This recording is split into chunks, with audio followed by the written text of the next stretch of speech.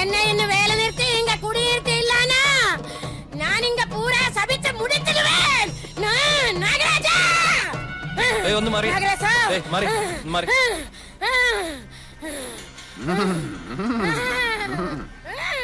രക്തം മുടിഞ്ഞോ? എന്നെ കളിയാക്കാനോ? അനുഭവിക്കുന്നേ. പണ്ട് മുതലുള്ള നാട്ടുനടപ്പ് അതല്ലേ? ചെറുമി പുല്ലരിയാൻ കാട്ടിൽ കയറുന്നു, അരിവാള് കൊണ്ട് കല്ല് പൊട്ടുന്നു, കല്ലിൽ ചോര വരുന്നു, പിന്നെ ചൈതന്യം പ്രശ്നം. ജമീലെ നിർത്തിക്കോ നിന്റെ തുണല്. കള്ളി ജമീലയോ? പിന്നല്ലാതെ കഴിഞ്ഞ ആഴ്ച വരെ അവള് ജമീലയായിരുന്നു. പിന്നെ മുരുകനെ കെട്ടി ശിവഗംഗയായി. അടുത്ത ആഴ്ച ഇവിടെ ആന്റണിയെ കെട്ടി കുഞ്ഞുമേരിയാവും. ഓടെ അവിടെ ഒരു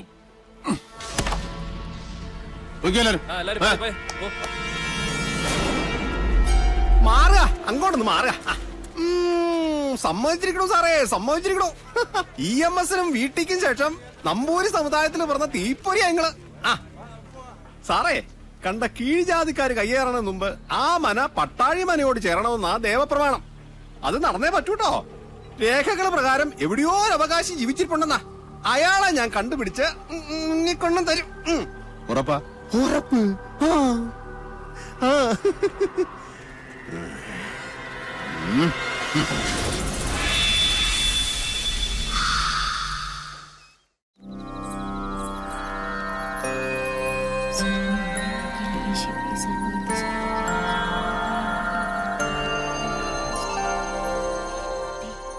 അമ്മ കഥ പറയുന്നുണ്ടോ ഇല്ലേ? കഥയല്ല ഉണ്ണിയെ, മുത്തച്ഛന്മാരുടെ കാലത്ത് നടന്ന സത്യങ്ങളാ. രാമവർമ്മ തമ്പുരാനാണെന്ന് നാട് ഭരിച്ചിരുന്നതേ. വേഗം പറയൂ ആദ്യമേ. ആ ഓട്ടുമന്തിൽ ഇത്തിരി വെള്ളം എടുത്തുണ്ടോ? തൊണ്ട താഴ്ചിട്ട് വയ്യ. സംഭവങ്ങളൊക്കെ നടന്നത് ഒരുപാട് വർഷങ്ങൾക്ക് മുമ്പാ. അന്ന് ഈ ചെമ്പ്ര ഒരു പുണ്യഭൂമി ആയിരുന്നു കേട്ടോ.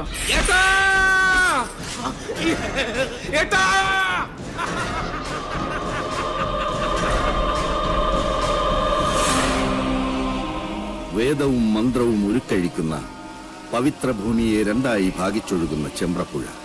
പുഴയ്ക്കക്കരയും ഇക്കരയും രണ്ടില്ലങ്ങൾ. ഒന്ന് മണിയങ്കോട്ടില്ലവും മറ്റൊന്ന് നെല്ലൂർ മനയും. ശരിക്കു പറഞ്ഞാൽ അനേകം ശിഷ്യ പരമ്പരകളുള്ള രണ്ട് ഗുരുകുലങ്ങൾ. മണിയങ്കോട്ട് വലിയ നമ്പൂതിരിക്ക് മക്കൾ 6 5 ആണും 1 പെണ്ണും. പെൺകുട്ടിയുടെ പേര് സാവിത്രി. കണ്ടാലോ അപ്സര കന്യക. അച്ഛനെ പോലെ തന്നെ ജ്ഞാനിയായിരുന്നു സാവിത്രി.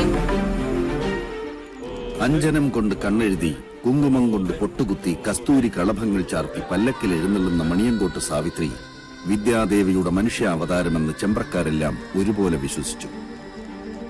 ഒരു നവരാത്രി കാലം മഹാരാജാവ് ചെമ്പ്രയിലേക്ക് എഴുന്നള്ളി.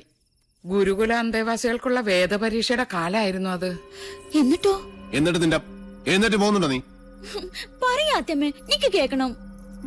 2 ഗുരുകുലവും അപ്പുറവും ഇപ്പുറവും നിന്ന് ചോദ്യങ്ങൾ, തർക്കങ്ങൾ, ബുദ്ധിയുടെ മാറ്റൊരക്കൽ. മണിയങ്കോട്ട് ഗുരുകുലം ഒരടി മുന്നിൽ. ആരാ അവിടുത്തെ നായിക? സാവിത്രി. തവമാതാ പതിവ്രത. നിന്റെ അമ്മ പതിവ്രതയാണോ? അല്ല. സാവിത്രി, മാതാവിനെയാണ് നീ അപമാനിച്ചത്. ഞാൻ പറഞ്ഞതാണ് സത്യം. ഏതൊരു ബ്രാഹ്മണ സ്ത്രീയും വേലി കഴിഞ്ഞാൽ 4-ാം ദിവസമാണ് തന്റെ പുരുഷനെ പ്രാപിക്കുന്നത്, അല്ലേ? അതെ, അതിനെന്താ?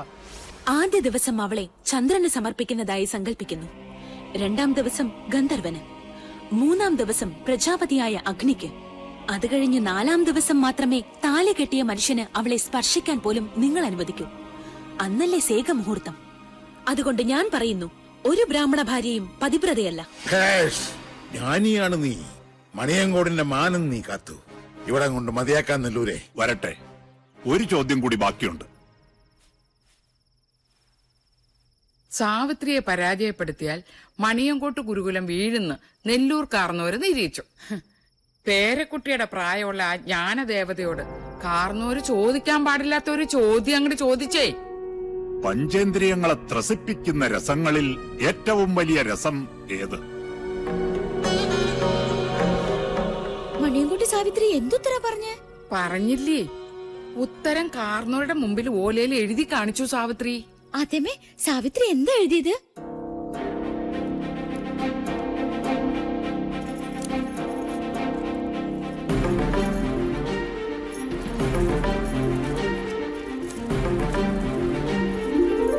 കാമരസം. സ്വന്തം തലയിലെഴുത്ത സാവിത്രി തിരുത്തി എഴുതിയത്. പുരുഷനെ അറിയാത്ത കന്യക കാമരസം എന്നെഴുതിയാലുള്ള സ്ഥിതി എന്താ? കന്യകയായ നിനക്കെങ്ങനെ അതറിയാൻ കഴിഞ്ഞു എന്നായി നെല്ലൂർ കാരണവർ. എല്ലാറ്റിനും സാക്ഷിയായ നാടുവാഴി സാവിത്രിക്ക് ജാതിഭ്രഷ്ട് കൽപ്പിച്ചു. ഒടുക്കം സ്വന്തം അച്ഛന് മകളെ പടിയടച്ച് കുണ്ടം വയ്ക്കേണ്ടി വന്നു. വ്യസനം സഹിക്കവയ്യാതെ സാവിത്രിയുടെ അമ്മ പുഴയിൽ ചാടി മരിച്ചു. നാട് മുഴുവൻ ഒരഭയത്തിനായി അലഞ്ഞു നടന്നു സാവിത്രി. ഒരു ദിവസം നെല്ലൂർ മനയുടെ പടിപ്പുര തുറന്ന് സാവിത്രി വന്നു. തനിക്ക് ഈ ഗതി വരുത്തിയ നെല്ലൂർക്കാരനവരെ മനം നൊന്ത് ശപിച്ച് സാവിത്രി മനയിലെ തുളസിത്തറയിൽ തലതല്ലി മരിച്ചു. നെല്ലൂരുകാര് കാരണം തന്റെ മോൾക്ക് വന്ന ദുർഗതിയോർത്ത് മണിയങ്കോട്ട് കാരണവർ തന്റെ സാത്വിക ഭാവം അങ്ങോട്ട് ഉപേക്ഷിച്ചു. തന്നെ കൈവിട്ട ദേവതകളെ അയാൾ വേണ്ടെന്ന് വെച്ചു. വടക്കിനിയിൽ ചാത്തന്മാരെ കുടിയിരുത്തി.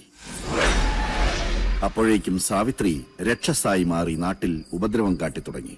അഗ്നിക്ക് നെയ്യെന്നോണം സ്വന്തം പട്ടടയിൽ നിന്നും അച്ഛന്റെ പക നടപ്പാക്കാൻ മകൾ യക്ഷിയായി അങ്ങട് അവതരിച്ചു ചെമ്പ്രയിൽ.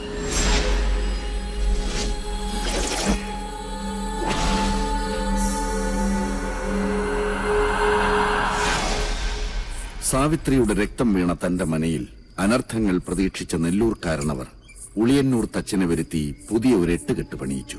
പാലുകാച്ചലും സദ്യയും. ചെമ്പ്രയിൽ ഒരു ഉത്സവത്തിന്റെ ആഘോഷമായിരുന്നു അന്ന്. പക്ഷെ ആ രാത്രി പകവീട്ടലിന്റെ രാത്രി കൂടിയായിരുന്നു. സന്ധ്യാജപത്തിനു വേണ്ടി കുളിക്കാനിറങ്ങിയ നെല്ലൂർക്കാരനവരെ നേറിയക്ഷിയായി വന്ന സാവിത്രി അകപ്പകയോടെ കഴുത്തിൽ കോമ്പല് താഴ്ത്തി. പിറ്റേന്ന് ചെമ്പ്രപ്പുഴയിലാണ് കാരണവരുടെ ശവം പൊന്തിയത്. നെല്ലൂർ മനയിൽ അവശേഷിച്ചിരുന്നവരെല്ലാം ജീവനും കൊണ്ട് ചെമ്പ്ര വിട്ട് ഓടിപ്പോയി.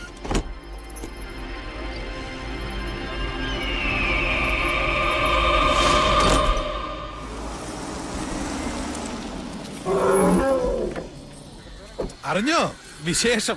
അവൻ തിരിച്ചു വരുന്നു. ആരാ കുട്ടിയെ? കുഞ്ഞുണ്ണി. ഒടുക്ക നെല്ലൂർ മന വാങ്ങാൻ തന്നെ അവൻ തീരുമാനിച്ചു. എന്തു വിലക്ക്? ചുളുവിലക്ക്. എന്താ നിനക്ക് വേണോ? അവനെ ഇപ്രാവശ്യം സാവിത്രി തന്നെ കൊന്നോളും. നമ്മളതിന് ബന്ധപ്പെടണ്ട. വേണ്ട. പക്ഷേ അവനെ സാഹുത്രിയുടെ വിട്ടുകൊടുക്കില്ല ഞാൻ. അവനെ എനിക്ക് തന്നെ വേണം. വാ, വന്ന് വണ്ടി കയറി. കുറച്ച് കാര്യങ്ങൾ തീരുമാനിക്കാനുണ്ട്.